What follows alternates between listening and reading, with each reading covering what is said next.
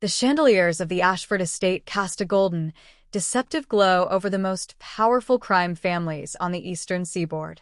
It was my niece's 5th birthday, a spectacle of silk and diamonds designed to project normalcy, a fragile veneer over a kingdom built on blood and unyielding loyalty.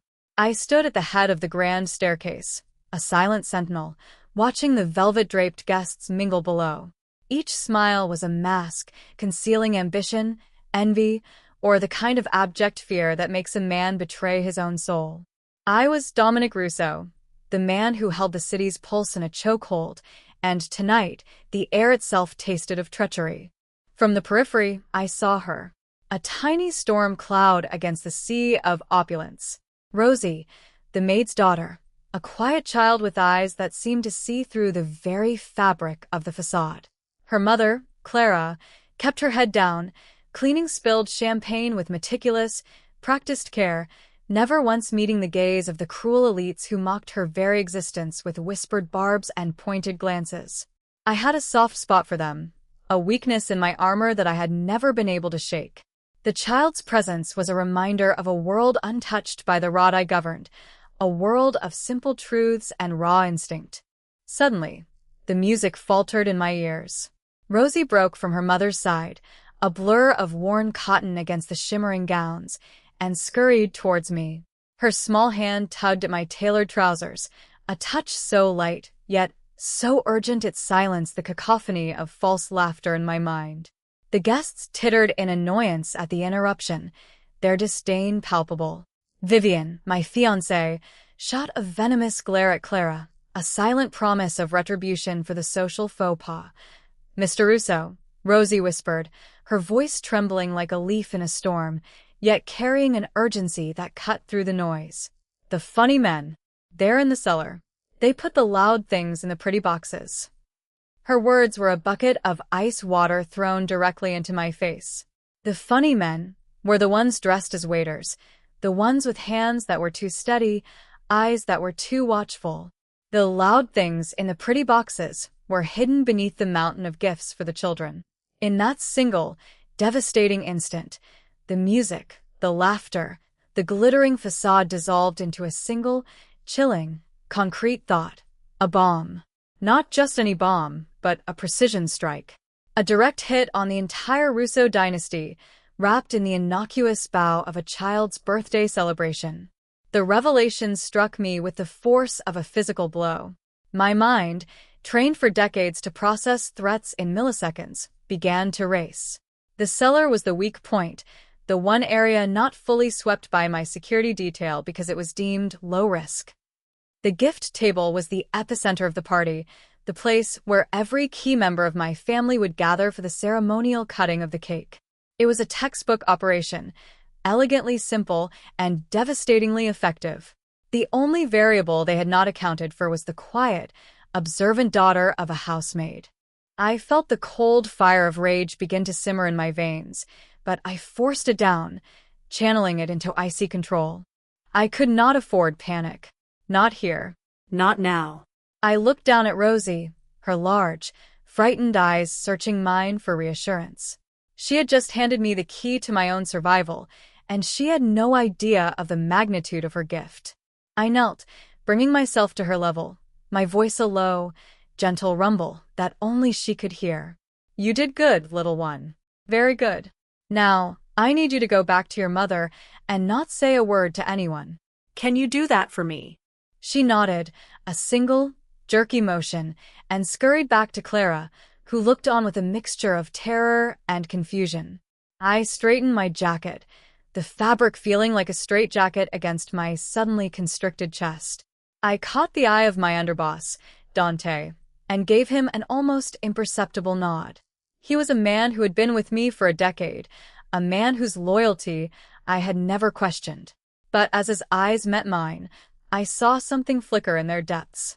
A fraction of a second of hesitation. A flicker of guilt he couldn't quite hide. In that moment, the conspiracy deepened. It wasn't just an external threat. It was internal. The rot was in my own house. The challenge was no longer just to save my family from a bomb, but to uncover the traitors in my midst before they could strike again. The hunt was on, A sneer curled the lips of my fiancée, Vivian, who watched the scene with undisguised disdain. Her diamond choker caught the light as she stepped forward, a predator in a designer gown. "Get that brat away from him," she hissed at Clara, her voice dripping with venom that cut through the ambient chatter. "Can't you keep your lowly spawn in check? This is a celebration, not a public daycare." Her words were intended to humiliate, to remind everyone present of the rigid social hierarchy she held so dear. Clara flinched as if struck, her face draining of color. She scurried towards her daughter, grabbing Rosie's arm with a desperate, trembling grip. "I'm so sorry, Mr. Russo," she stammered, her voice barely above a whisper. "Please forgive her. She doesn't understand." But I held up a single hand, and the room fell into a suffocating silence. "The girl stays," I said, my voice a low growl that cut through the tension like a blade. It was not a suggestion. It was a command, delivered with the weight of absolute authority. The guests exchanged uneasy glances, the fragile veneer of civility cracking under the pressure. Vivian's face paled with fury, a dangerous flush spreading across her elegant cheekbones. "Dominic, this is absurd," she snapped, her carefully cultivated composure crumbling. "This is about the humiliation of having to mingle with the help. They don't belong here. They never have." The child is clearly disturbed, and her mother is clearly incapable of controlling her. It was the first crack in her carefully constructed mask, and I saw it with devastating clarity. Beneath the jealousy, beneath the social climbing, there was something darker. Fear. She was afraid of the power this innocent child had just displayed. She was afraid of the bond she sensed forming between me and the quiet little girl who had seen what others had missed. In that moment of petty outrage, she revealed her hand. She was part of the game, and she was playing for the other side. I ignored her tirade, my attention fixed on Rosie. I knelt, bringing myself to her level, my voice softening to a gentle rumble that only she could hear. "Rosie," I said, "what else did you see?" Her frightened gaze flickered towards the gift table, where the brightly wrapped boxes sat innocently beneath the twinkling fairy lights. Then her eyes shifted to the silent man in the corner, the one who was supposed to be a captain in my personal security detail. He was sweating, his hand hovering near his jacket pocket. She said nothing more, but the fear in her eyes was a roadmap. It told me everything I needed to know. The security captain was compromised. The gift table was rigged. And Vivian, my beautiful, treacherous fiancée, was standing in the middle of it all, her mask finally slipping. The guests began to murmur, sensing the shift in the atmosphere. Dante stepped closer, his hand resting on the weapon concealed beneath his jacket. "Boss," he murmured, his voice tight with barely contained anxiety. "We swept the perimeter. It's clean. The girl is just a scared kid." I looked at him, this man I had trusted with my life for a decade, and I saw the flicker of guilt he couldn't quite hide. His eyes darted away from mine, his jaw tightening. "Check the gift boxes," I ordered, my voice flat and cold. "And find out why my security captain is sweating through his $1,000 tuxedo." The explosion that followed was not of shrapnel, but of truth. Dante discovered the detonators hidden within the elaborate fondant of the birthday cake. He found the explosives packed into the gifts meant for the children, each one a potential massacre wrapped in paper and ribbon. And in the security captain's ear, he found a wiretap linked directly to a frequency I recognized all too well. The threat wasn't just from outside. It was coiled within my own nest, a serpent I had nurtured and fed. Vivian, the security captain, my trusted financial advisor, and several others were all moving pieces on a board controlled by a ghost from my past. Vincent Marchetti, a man I had personally imprisoned years ago, had returned from the shadows. He hadn't come for revenge. He had come for my empire. While I was orchestrating the silent dismantling of the immediate threat, Vivian was busy seizing the power vacuum she thought was about to occur. In the study, a room I knew was bugged, I overheard her on the phone. "The old guard is dead," she cooed, her voice no longer soft or seductive. "Once the bomb goes off, we control the streets.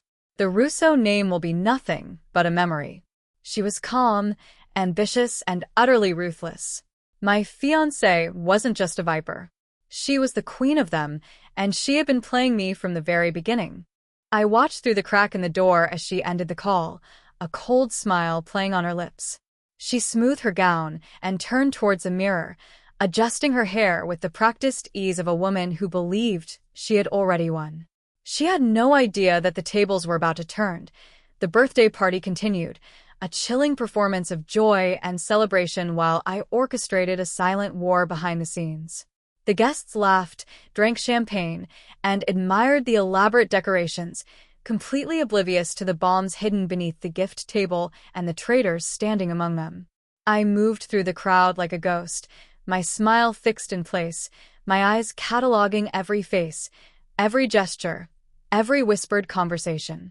Dante returned to my side, his face pale beneath his tan.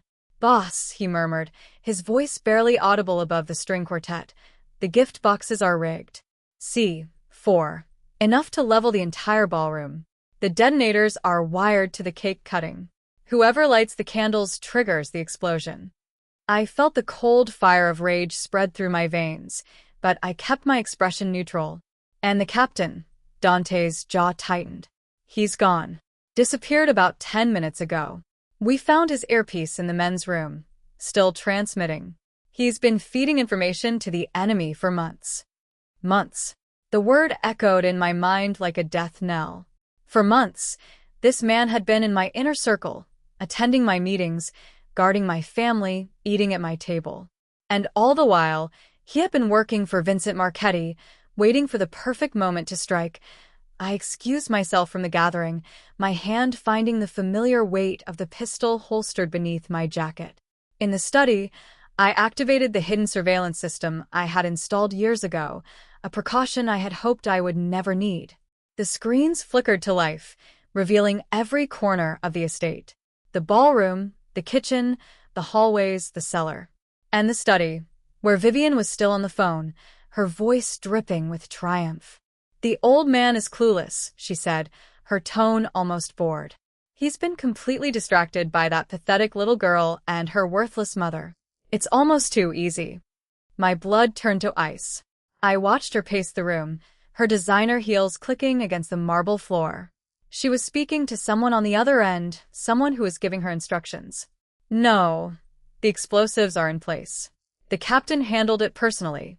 Once the cake is cut, it's over. The entire Russo bloodline wiped out in a single celebration."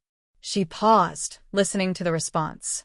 A cold smile spread across her face. "And what about the girl, the one who keeps interfering?" Another pause. "Yes, I agree. She and her mother need to be dealt with. Permanently. We can't have any witnesses, can we?" I gripped the edge of the desk, my knuckles white. The rage that had been simmering beneath the surface threatened to explode, but I forced it down. I needed to think. I needed to plan. Vivian wasn't just a traitor. She was the architect of the entire scheme, the one who had been whispering poison in Vincent Marchetti's ear, convincing him that the old ways were dead and that a new order needed to rise from the ashes. I left the study and found Clara in the servants' quarters, her face streaked with tears. Rosie was asleep in a corner, exhausted from the day's events. Clara looked up at me, her eyes wide with terror. "Mr. Russo, please," she begged. I had no idea she would cause so much trouble. "I'll take her away. We'll leave tonight. We'll never come back." I knelt beside her, my voice softening. "Clara, listen to me. Your daughter saved my life tonight. She saved all our lives. You are not going anywhere." I looked at her, this quiet, unassuming woman who had been invisible to everyone except me.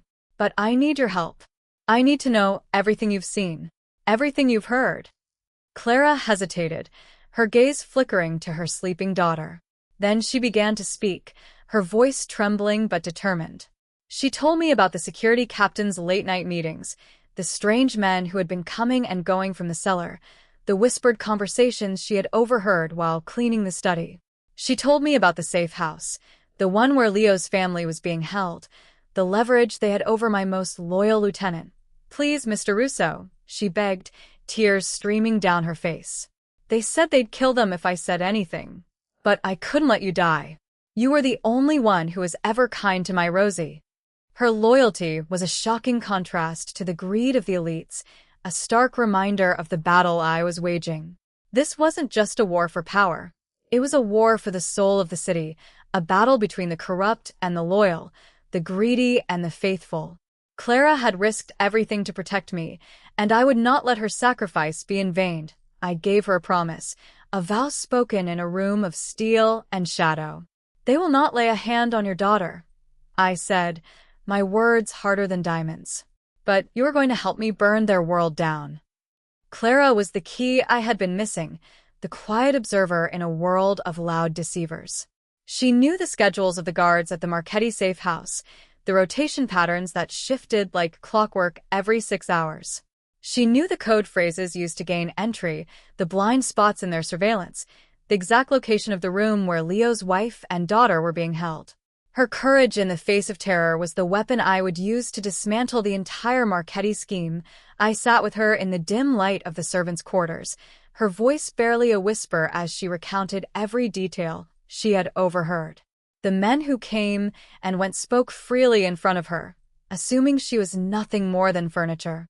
They had no idea that this quiet, unassuming woman was memorizing their every word, storing away information like a squirrel hoarding nuts for the winter. "There's a delivery that comes every Thursday," she said, her eyes distant as she recalled the pattern. "Fresh linens from a laundry service. The van driver is one of theirs. He brings supplies and takes out the trash. No one questions him." I nodded, my mind already racing with possibilities. "What about the security system? Do they have cameras?" Clara nodded. "2 at the front gate, 1 at the back door, and 1 inside the main hallway. But there's a blind spot near the kitchen. The camera doesn't cover the window there." She hesitated, her hands trembling. "I saw them one night, testing it. They stood in that spot for a full minute, and the camera never moved." It was more than I could have hoped for. Clara had given me the blueprint for a surgical extraction, a way to rescue Leo's family without raising the alarm. But her information came at a cost. If Marchetti's men discovered she had been talking to me, they would kill her and Rosie without hesitation. The risk was immense, but the reward was even greater. I made a decision in that moment, a choice that would define the rest of my life. "Clara," I said, my voice steady, "you and Rosie are coming with me. You're not staying here where they can find you. You're coming to my private residence, where no one can touch you." Her eyes widened in shock. "Mr. Russo, I can't." "You can and you will," I interrupted, my tone brooking no argument. "You've done more for me tonight than most of my so-called loyal soldiers have done in years. You deserve to be protected, and your daughter deserves to grow up without fear." I summoned Ante and gave him the orders. The extraction would take place in 6 hours during the rotation change, when Marchetti's guards would be at their most vulnerable. I would lead the assault myself, a decision that surprised even my most hardened soldiers. The old Dominic Russo would have stayed behind, directing operations from a safe distance. But this was personal. This was about more than just power or revenge. It was about redemption. While my men prepared for the assault, I found Leo in his quarters. He was a broken man, his face etched with the torment of knowing his family was in danger because of him. He looked up at me with hollow eyes, his voice cracked with despair. "Boss, I failed you. I should have seen this coming.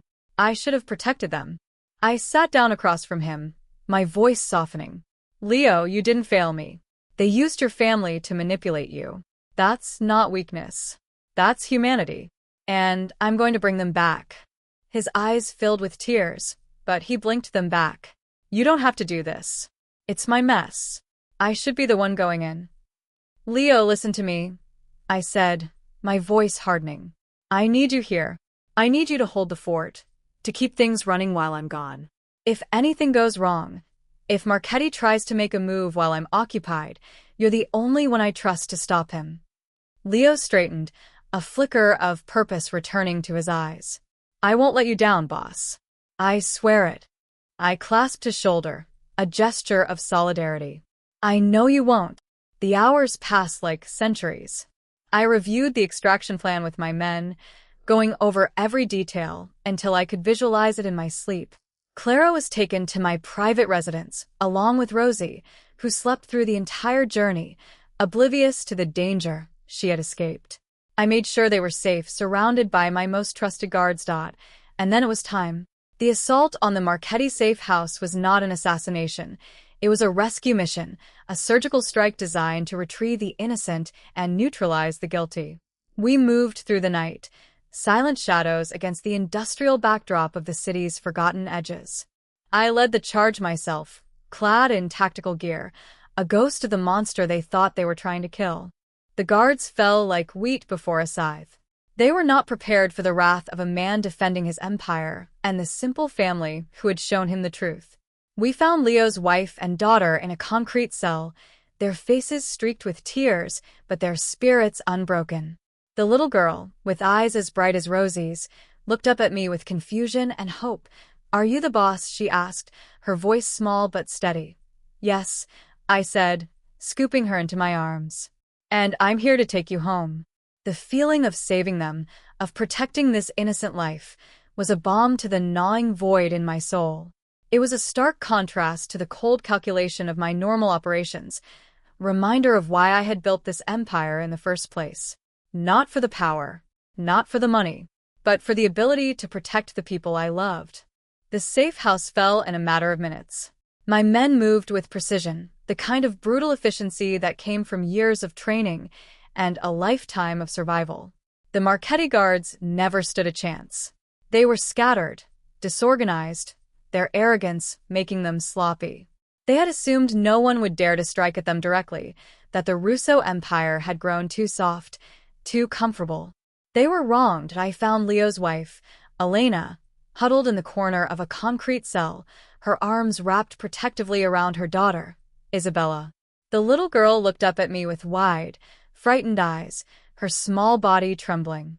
She had her father's determined chin and her mother's gentle eyes, a perfect blend of the family Leo had fought so hard to protect.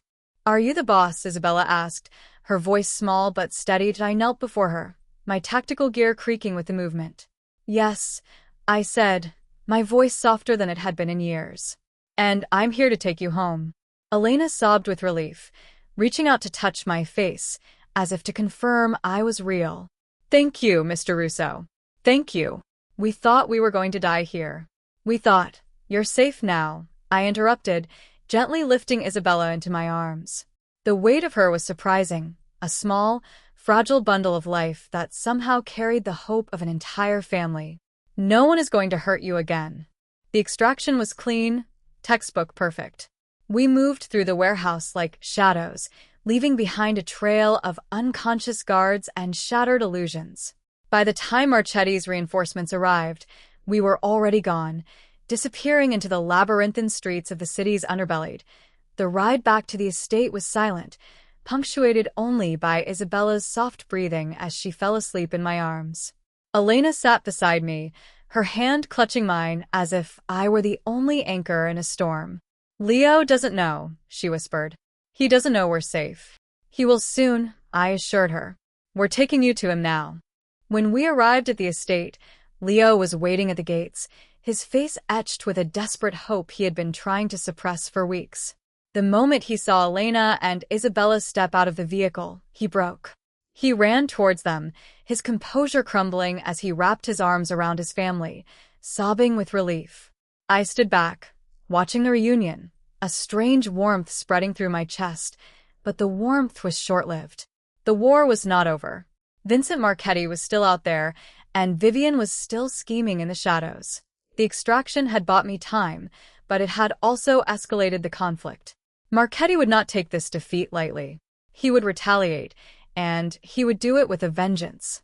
I gathered my inner circle in the study, the same room where I had overheard Vivian's betrayal. The extraction was a success. I began, my voice flat and cold. But the war is far from over. Marchetti knows we're onto him. He knows we've taken away his leverage. He's going to come for us, and he's going to come hard. Dante leaned forward, his face grim. "What's our move, boss?" "We go on the offensive," I said, my eyes hardening. "We take the fight to him.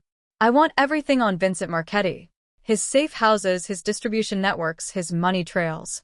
I want to know where he sleeps, where he eats, where he hides. And I want to know it by sunrise.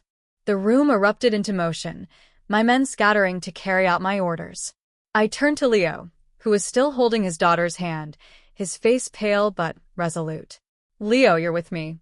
We're going to end this, once and for all. He nodded, his jaw tight. Whatever it takes, boss. I left them to their work and made my way to the private residence where Clara and Rosie were staying. The guards at the door stepped aside as I entered, their eyes watchful and alert. Clara was in the living room, her face illuminated by the soft glow of a lamp. Rosie was asleep on the couch, her small chest rising and falling with each breath. Clara looked up as I entered, her eyes red-rimmed. "Is it over?" she asked, her voice barely a whisper. "Not yet," I admitted, sitting down across from her. "But we're getting closer. Marchetti will never have the chance to harm you or Rosie again. I promise you that." She nodded, her hand reaching out to touch her daughter's hair. "I never thought I would say this," she said, her voice trembling. "But I'm glad we stayed. I'm glad we helped. Rosie has been different since that night. She talks about you constantly. She says you're a hero." I looked at the sleeping child, her face peaceful in a way that mine had never been. "She's the hero," I said softly. "She saved all of us." Clara smiled, a fragile expression that held a world of gratitude. "She's a good girl. She always has been." I stayed with them for a while longer, watching over them as they slept. In the quiet of the room, away from the chaos of the war, I felt something I hadn't felt in years. Peace. It was fleeting, I knew. The storm was still brewing. But for this one moment, in the company of the two people who had saved my life, I allowed myself to feel hope. The dawn was breaking when I finally left, the first rays of sunlight piercing through the city's smog. The war was far from over, but the tide had turned. Vincent Marchetti's days were numbered, and Vivian's mask was about to shatter. The Russo Empire would not fall. Not today. Not ever. The warehouse was a cathedral of shadow, its cavernous space filled with the ghosts of 1,000 forgotten transactions. Rusted beams stretched overhead like the ribs of some long-dead beast, and the air was thick with the smell of oil, dust, and the metallic tang of fear. This was where Vincent Marchetti had chosen to make his stand, a fitting end for a man who had spent his life lurking in the margins, waiting for his moment to strike. I walked through the massive doors with Leo at my side, my footsteps echoing in the emptiness. My men fanned out behind us, silent and deadly, their weapons trained on the shadows that shifted in the dim light. I knew Vincent was here. I could feel his presence like a stain on the air, a sickness that needed to be purged. He emerged from the darkness, his face twisted into a mask of arrogance and hatred.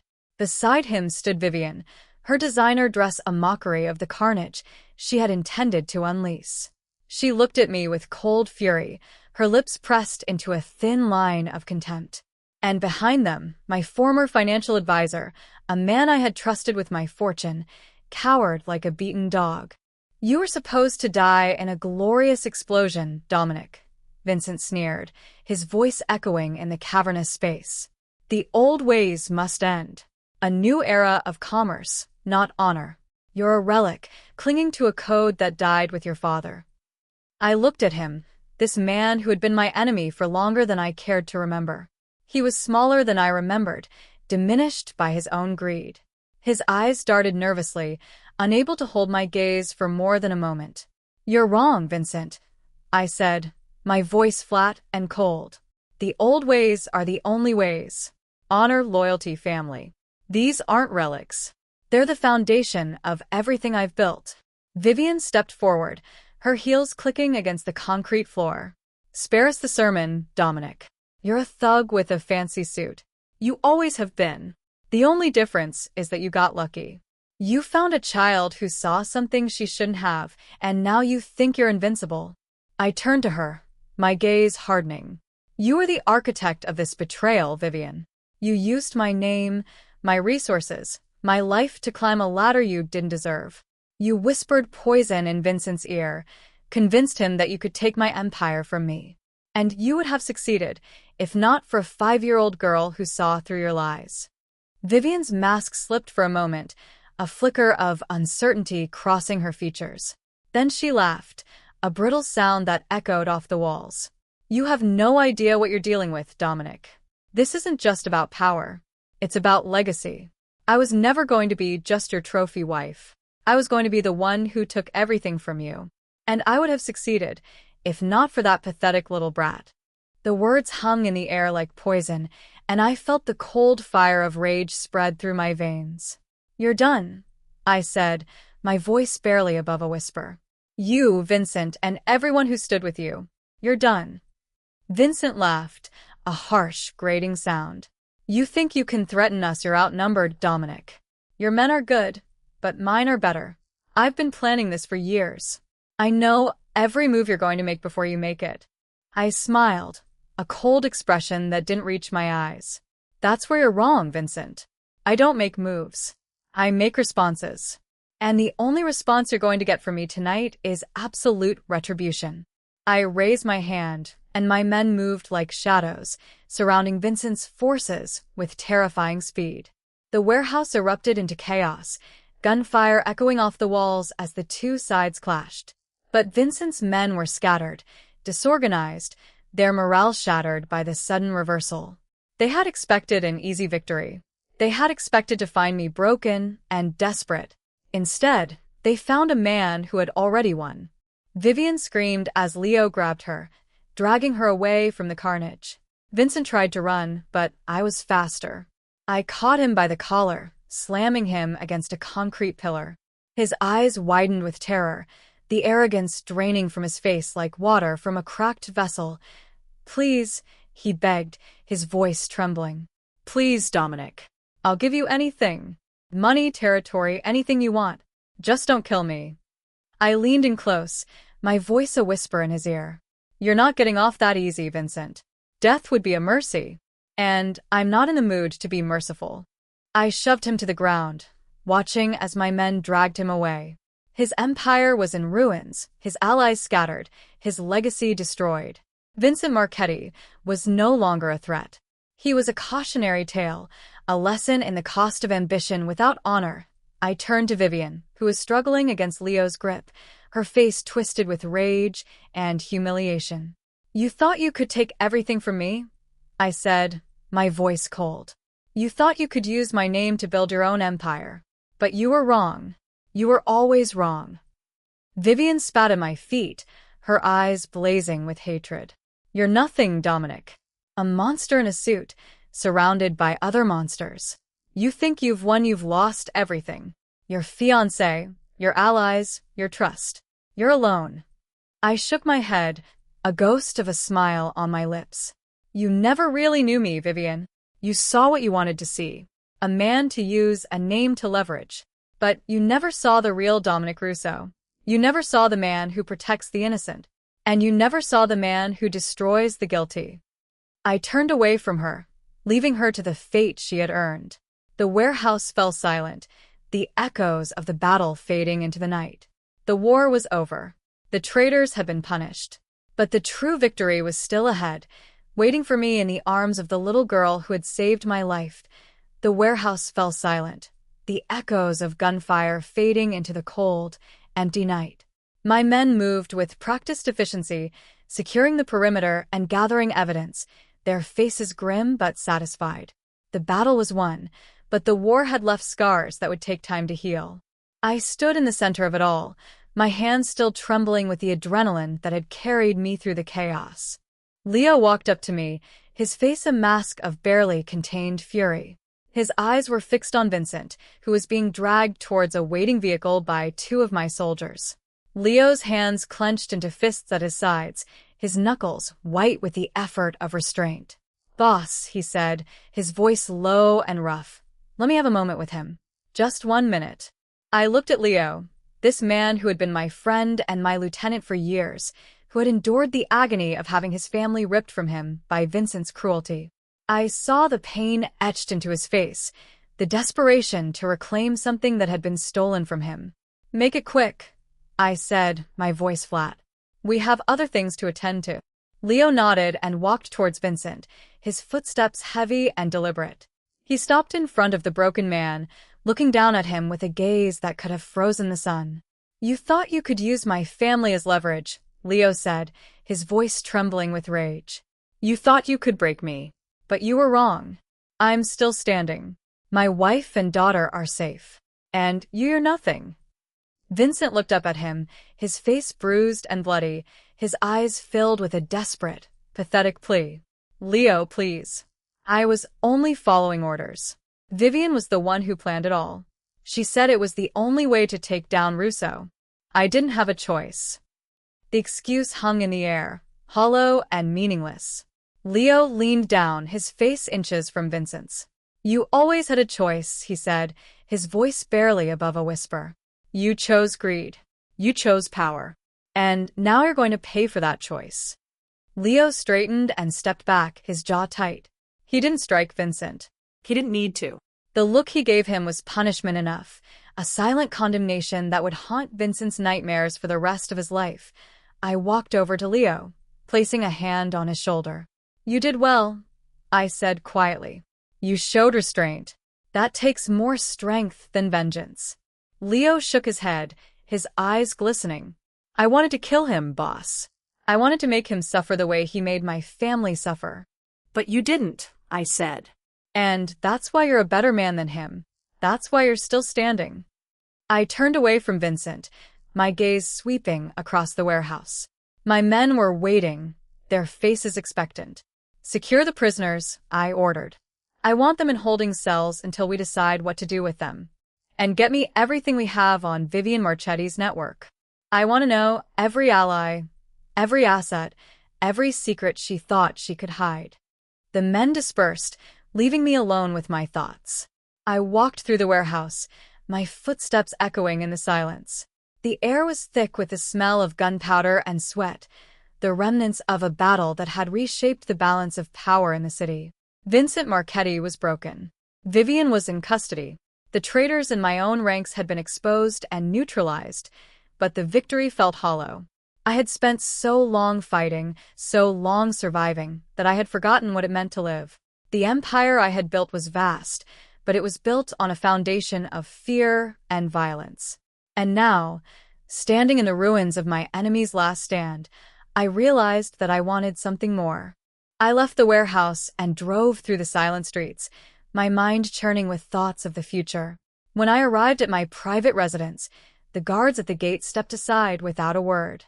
I walked through the doors and found Clara in the living room, her face illuminated by the soft glow of a reading lamp. Rosie was asleep on the couch, her small hand clutching a worn stuffed rabbit. Clara looked up as I entered, her eyes searching mine. "Is it over?" she asked, her voice barely a whisper. "For now," I said, sitting down across from her. "But there will always be more enemies.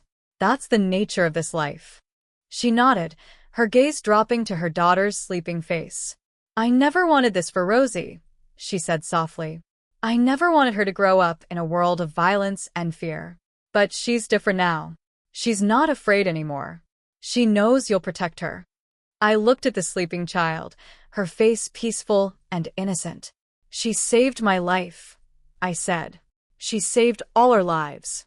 And I will spend the rest of my life making sure she never has to be afraid again." Clara reached out and placed her hand on mine, a gesture of gratitude and trust. "Thank you, Mr. Russo, for everything." I smiled, a genuine expression that surprised me. "You don't have to thank me, Clara. You're family now, both of you." The words hung in the air, a promise I intended to keep. Vincent Marchetti had been defeated, but the battle for my soul was just beginning.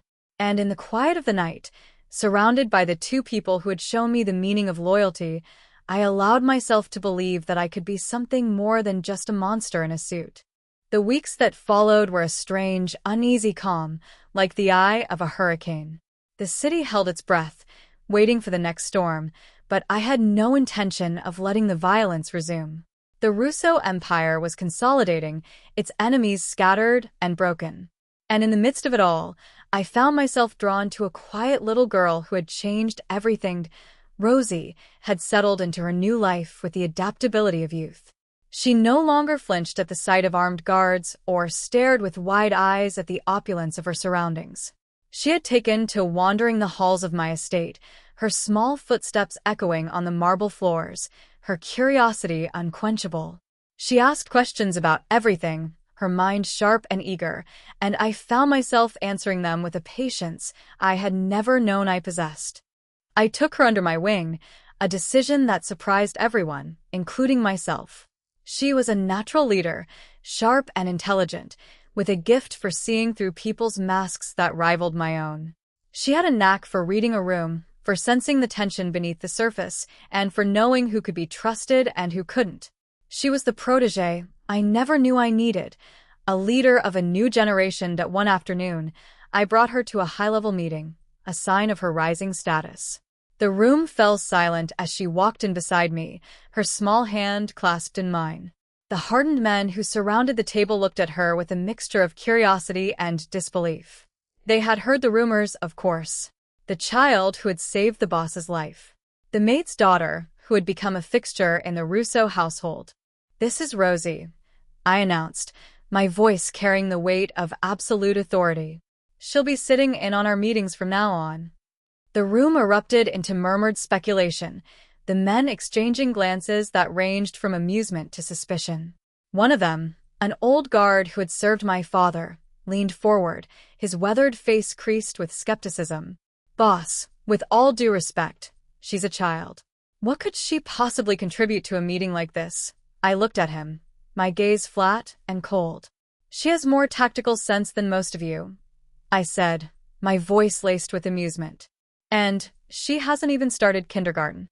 The room erupted into uncomfortable laughter, the tension broken by my unexpected humor. But the message was clear. The future had arrived, and it was watching. I saw the admiration in the eyes of the younger members, the ones who were tired of the senseless violence and hungry for a new kind of leadership. And I saw the resentment in the eyes of the old guard, the ones who clung to the old ways with a desperation born of fear. After the meeting, Rosie tugged on my sleeve, her eyes bright with curiosity. "Why were they all so quiet when I walked in?" she asked. "Were they scared of me?" I knelt down to her level, a smile playing on my lips. "They were scared of what you represent, little one. You're the future. And the future is always frightening to those who are stuck in the past." She nodded, her expression thoughtful. "I like being scary," she said, a hint of mischief in her voice. "It means they'll listen to me." I laughed, a genuine sound that felt foreign in my throat. "That's exactly what I want you to think. But remember, Rosie, power isn't just about being feared. It's about being respected. You have to earn that every single day." She looked at me with those big, perceptive eyes, and I knew she understood. She was wise beyond her years, a survivor in her own right.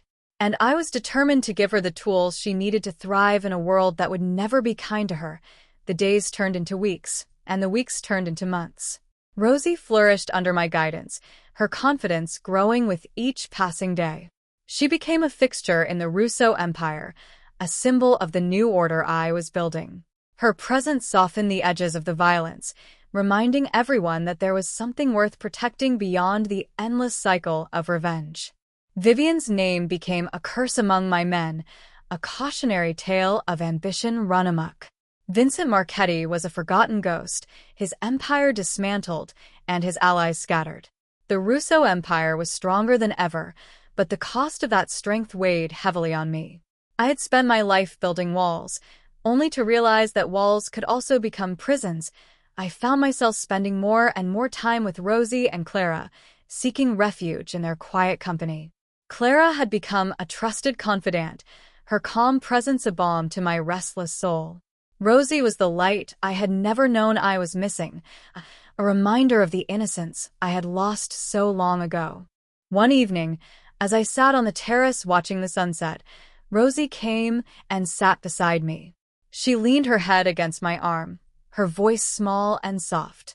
"Are you happy, Mr. Russo?" she asked. I looked at her, this child who had seen the worst of the world and still believed in the best. "I'm getting there," I said, my voice rough with emotion. "Thanks to you." The city had changed. The streets that once ran red with blood were now quiet, their rival factions too scattered and broken to challenge the Russo Empire's dominance. I had achieved what my father had only dreamed of: absolute control. But the victory felt hollow, a throne built on ashes and regret. The men who surrounded me now were not the same ones who had fought at my side in the early days. The old guard had either retired or been replaced, and the new generation was hungry, ambitious, and dangerously impatient. I saw the resentment in their eyes, the whispered conversations that stopped whenever I entered the room. They called me soft behind my back, a relic of a bygone era who had lost his edge. They mocked my attachment to the maid's daughter, the little girl who had become my shadow. They thought I had forgotten the lessons of the past, the brutality that had built this empire. They were wronged. One evening, I gathered my inner circle in the study, the same room where I had uncovered Vivian's betrayal. The air was thick with tension as they took their seats, their eyes fixed on me with a mixture of curiosity and apprehension. I stood at the head of the table, my hands resting on the polished wood. "I know what you're thinking," I began, my voice flat and cold. "You're thinking I've gone soft. You're thinking that the Russo Empire has lost its teeth, that the old ways are dead. You're thinking that the little girl who follows me around is a weakness that can be exploited." The room was silent, the men shifting uncomfortably in their seats. I let the silence hang for a moment, letting the weight of my words sink in. "You're wrong," I continued, my voice hardening. "The old ways aren't dead. They're evolving. I've spent my entire life building this empire on fear and violence, and it's made us strong. But fear only goes so far. Loyalty, trust, family, those are the things that endure. And that's what I'm building now." One of the younger men, a sharp-eyed lieutenant named Marco, leaned forward, his expression skeptical. "With all due respect, boss, the streets don't respect loyalty. They respect power. And right now, they see you spending your time with a child instead of running the empire. They see weakness." I looked at him, my gaze unwavering. "You think the streets see weakness, Marco? Let me tell you what they see. They see a man who is willing to burn his entire world down to protect a child who saved his life. They see a man who doesn't forget, who is loyal to him in his darkest hour. They see a man who will stop at nothing to protect his own. Is that weakness?" Marco's eyes dropped, his confidence crumbling. "No, boss. That's not weakness." "Good," I said, straightening. "Then we understand each other." I turned to the window, staring out at the city that stretched beneath me. The world is changing, and we need to change with it. The days of endless bloodshed are over. We're going to build something that lasts, something that will survive long after we're gone. And Rosie is going to be a part of that. The room was silent, the men absorbing my words. I could see the doubt in their eyes, the fear of the unknown. But I could also see the flicker of hope, the belief that maybe, just maybe, there was a better way. Later that night, I found Rosie in the garden, chasing fireflies with the boundless energy of youth. She laughed as she caught one in her cupped hands, her eyes shining with wonder. "Look, Mr. Russo," she called out, running towards me. I caught a star. I knelt down beside her, looking at the tiny insect glowing in her hands. "It's beautiful, little one. Just like you." She beamed, her small face radiant with joy. "Do you think I'll be a good leader someday?" she asked, her voice earnest. "Like you." I felt a lump form in my throat, the weight of her question pressing down on me. "You'll be better than me, Rosie," I said, my voice rough. "You'll be everything I could never be. Kind, brave, and wise. You'll lead with your heart, and that's the most powerful thing of all." She looked at me, her eyes searching mine. "I'm not scared anymore," she said softly. "When I'm with you, I feel like I can do anything." I pulled her into a hug, holding her close. "You can, little one. You can do anything." The night was quiet, the stars twinkling overhead like 1,000 tiny promises. In that moment, I knew that my legacy would not be measured in the blood I had spilled or the enemies I had destroyed. It would be measured in the life of this child, the light that had emerged from the shadows. The sins of the father would not be visited upon the daughter. A new chapter was beginning, and for the first time in my life, I believed in the future. The final chapter unfolded not in a blaze of gunfire or the cold steel of a warehouse, but in a quiet, moonlit room where the truth had been hiding for years. I had returned to the estate late that night, weary from the endless demands of empire, only to find a familiar figure waiting in the shadows of my study. Vincent Marchetti, broken and destitute, had come crawling back. I found him slumped in a chair, his hands bound loosely, his face a roadmap of defeat. My men stood guard at the door, their expressions a mixture of contempt and confusion. I dismissed them with a wave of my hand, closing the door behind me. The room fell silent, the weight of years of hatred pressing down on us. "You have a lot of nerve showing up here," I said, my voice flat. "I should have you killed for even breathing the same air as me." Vincent looked up, his eyes hollow and bloodshot.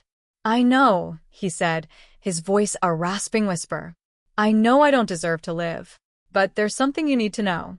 Something I should have told you years ago."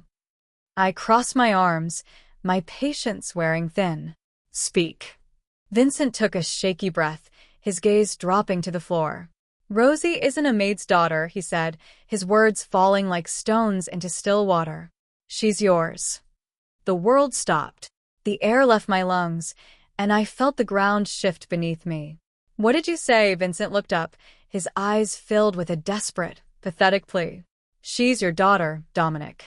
I had Clara forced into servitude to keep her close, to use her as a weapon against you. Vivian knew. That's why she hated the child so much. She was a living threat to everything Vivian was trying to build."